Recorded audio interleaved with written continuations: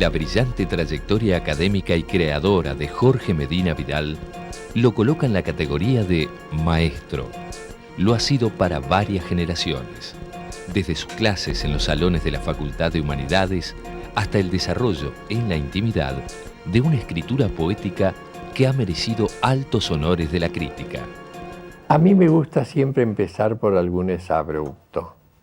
Y yo, de mi larga historia profesoral, me gusta recordar algunas frases que me han dado una representación de lo que yo significo y al mismo tiempo pagar una deuda con los que me formaron. El arte no se agota en lo que enuncia, sino en la realidad que desencadena. Esto, que lo dije hace mucho tiempo y que lo pensé no sé cuándo, hoy día sigue siendo la base de todas mis actividades. Es decir, el deseo de estar actualizado. Por ejemplo, Cardenal, en su hermoso Cántico de los Cuantos, me ha acercado a una nueva posibilidad de la literatura científica o lo científico poético, porque hay ciertas zonas de unión entre lo científico, lo humanístico, que hasta ahora permanecían un poco separadas, hoy día se integran. Eso ya tenía un antecedente, porque no nos olvidemos que uno de los textos más hermosos de toda la cultura latina son las Geórgicas de Virgilio. Y las Geórgicas de Virgilio son tratados de apicultura, de agricultura, de cultivo del vino, etcétera, etcétera. Jorge Medina Vidal nació en Montevideo un 4 de marzo de 1925.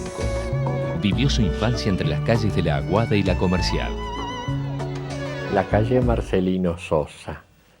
Eran esas casas que tenían zaguán. Hoy día le decís a un muchacho zaguán, no sabe lo que es. Le decís la cancel, no saben lo que es.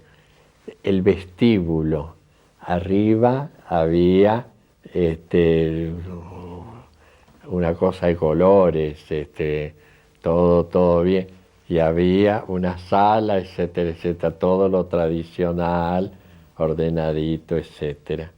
Ahora, que era la clase media que vivía discretamente bien, nada del otro mundo, discretamente bien. Yo fui alumno del Liceo Rodó, hice preparatorios en el Bajes Acevedo,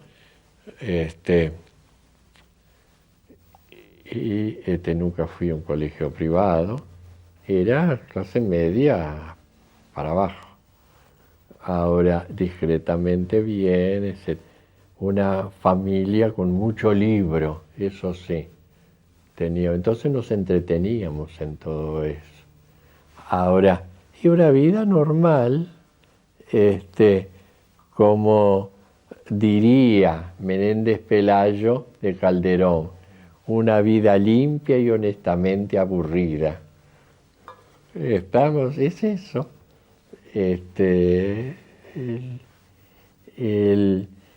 Y a veces uno tiene que inventar cosas para darle un poco de dinamismo a aquello aburrido.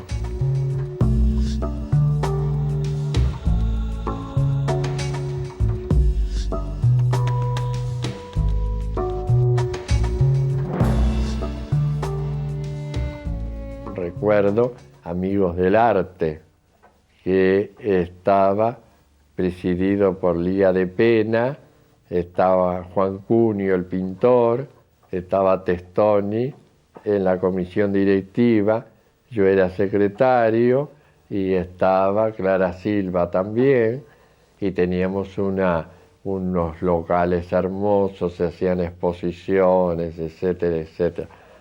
Lo que era el teatro, en aquella época, la Comedia Nacional, era la época de Margarita Xirgu, a la que vi en La Celestina, y la vi, creo, si la memoria no me engaña, en Romeo y Julieta, estaba también China Zorrilla, en aquello, era la época, había también un director, Pepe Struck, es decir, un grupo de gente valiosa, destacada, lo que era la Comedia Nacional en aquellos momentos era fundamental.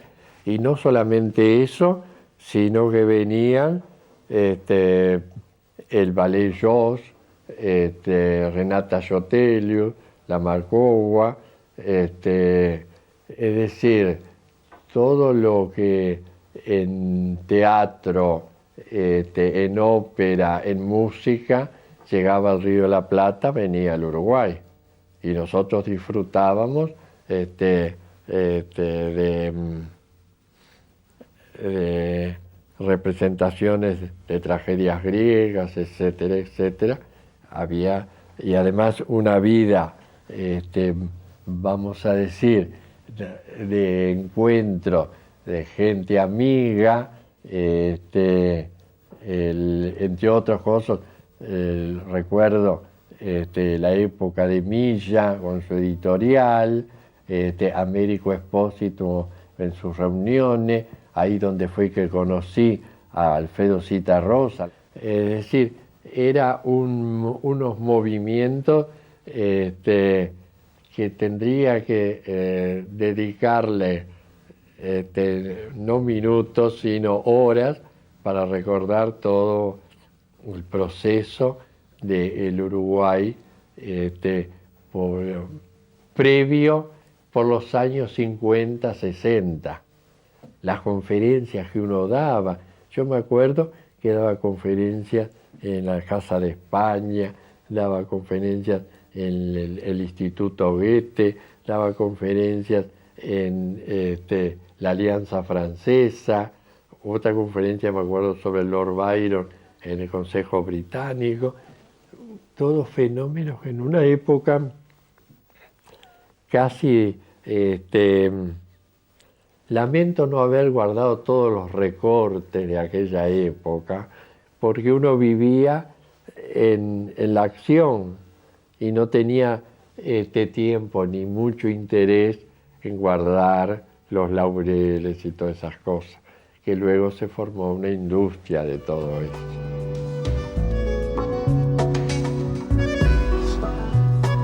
Que yo formé la primer generación de estudiantes de Facultad de Humanidades.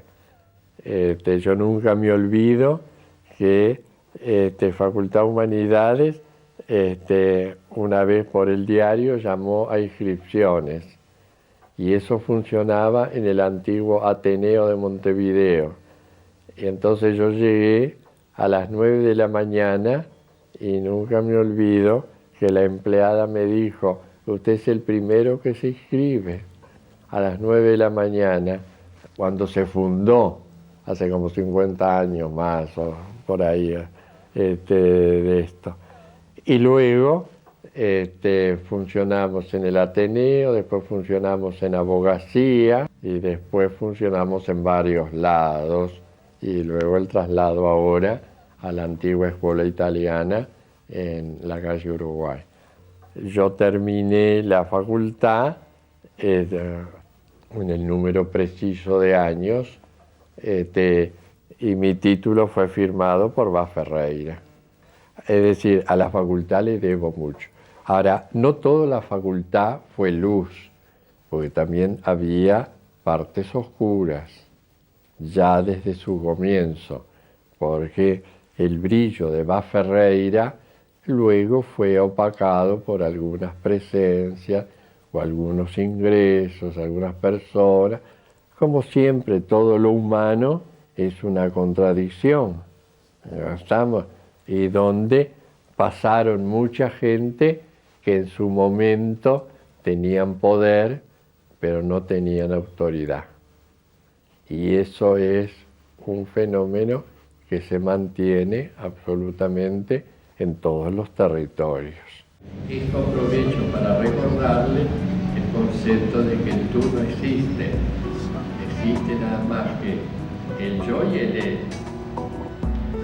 El profesorado es una gran responsabilidad, pero siempre tenés que estar preparado para el parricidio, porque los alumnos pasan por varias etapas. Primero te admiran,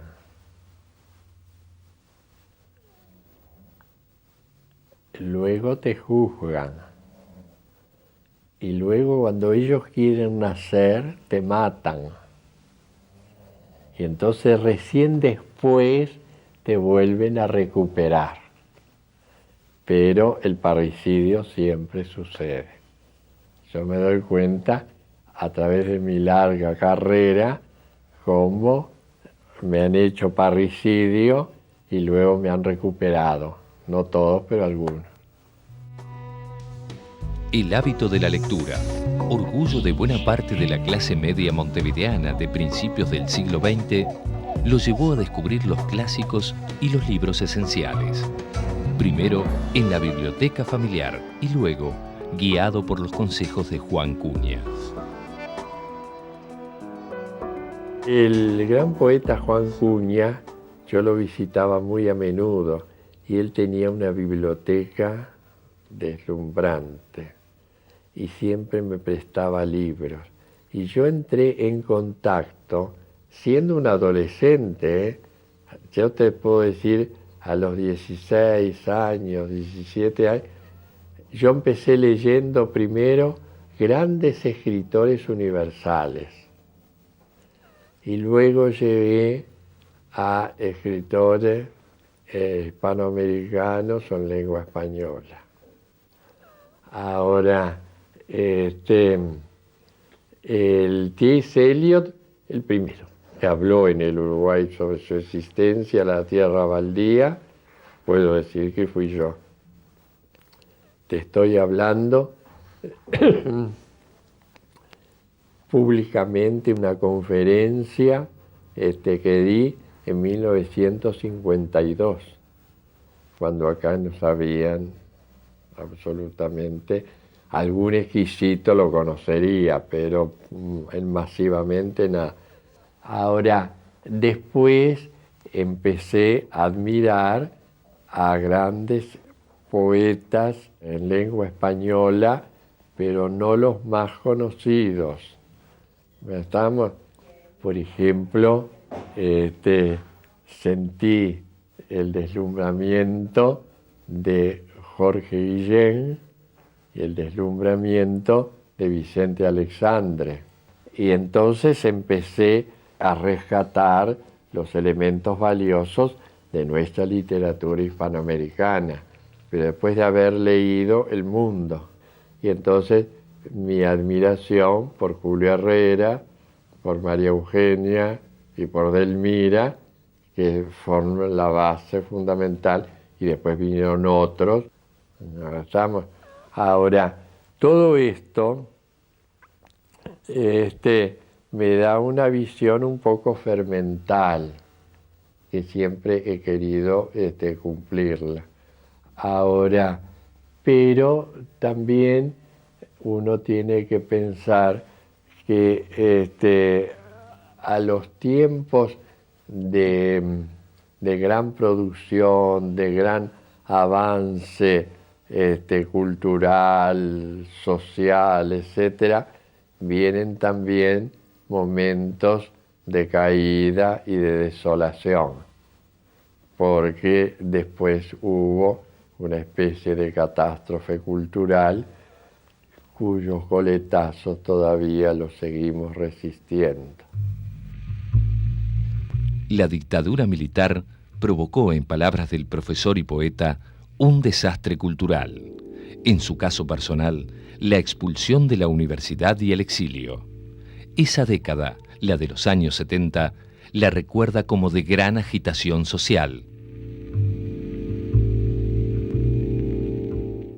Me echaron de todos lados. ¿Me entendés? Ahora me dijeron, en el IPA lo echaron, en la facultad me echaron, ¿me entendés? Y enseguida jubílese. Empecé la jubilación y ya, ¿me entendés? Ahora no me dijeron por qué. Me dijeron que usted es de la maldita generación. ¿Quién puso eso, maldita generación? ¿Me entendés? Ahora.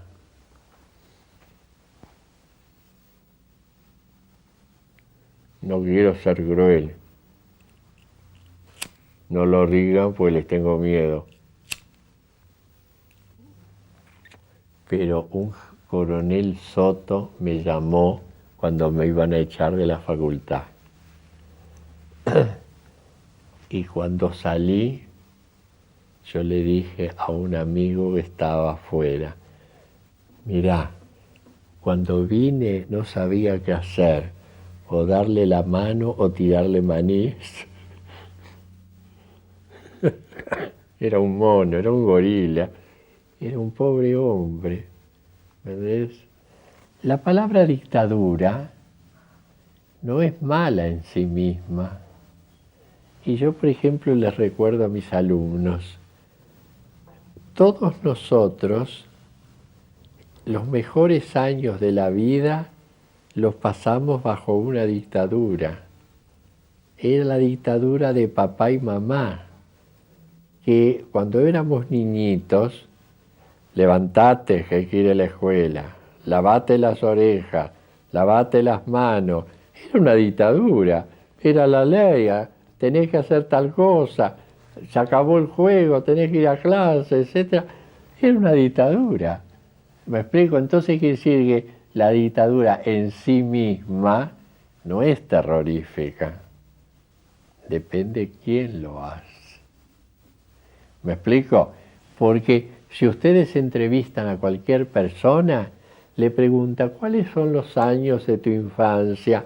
Ah, era un paraíso. Y lo vivía bajo una dictadura. ¿Sí o no? Es la dictadura amorosa de papá y mamá, pero es una dictadura. Por lo tanto, que hay que tener conocimiento del lenguaje para encontrar que los sistemas no son malos. Lo que es malo, el que dirige el sistema. Yo era consejero del Consejo Central Universitario.